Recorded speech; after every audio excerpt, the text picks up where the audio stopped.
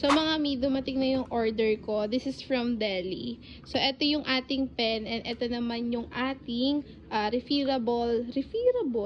Basta yung nire-refill na ink. Ano ba naman yan? Nabulol pa. So meron tayo ditong dalawang black. Ewan ko ba't dalawa yung binili kong black. Kasi walang red. Naubos na yung stocks. And meron din tayong blue. And ito naman yung ating mga whiteboard pen. So, nag-aaral kasi si Madam Hili mga Mariko. So, madalas, ngayon nagpa-practice na sila yung parang isusulat siya sa board tapos kokopyahin sa notebook. So, ayun, magpa-practice na rin kami dito sa bahay para kahit papano hindi rin siya malito sa school. Pa-practicein ko siya sa bahay.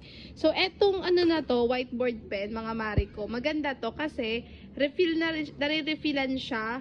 Tapos, dito na lang siya mga mi. Yan. Angat nyo lang to. Ayan, dyan nyo na pwedeng ilagay yung ink. So, hindi na siya mahirap, di katulad before, yung dinidito pa. So, eto from Delhi to guys. So, dito na lang siya re-refillan. Ayan, yung may arrow na yan. Angat nyo lang yan, dyan na siya. Tapos, eto yung ink natin. Wait lang. Ito yung ink natin. Available siya for 2 ml. So, available lang na checkout ko is yung blue and then yung black. Sold out kasi yung red.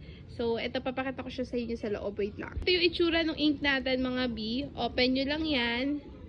Tapos, open nyo lang din to. Dahil sa puno naman siya, mga B, hindi ko na siya re-refillan. So, dyan lang. Ganun lang siya kadali. So, maganda talaga tong whiteboard marker na to kasi nga mas madali na siya and affordable lang din. Magkano lang din tong mga whiteboard pen na to mga B. So kung naghahanap kayo ng whiteboard pen na maganda plus affordable tapos hindi hassle refillan, ito yung i-check out nyo. Ayan, si ating Delhi whiteboard. Sobrang ganda nito mga B. Ayan, from Delhi. Lalagay ko dyan sa yellow basket.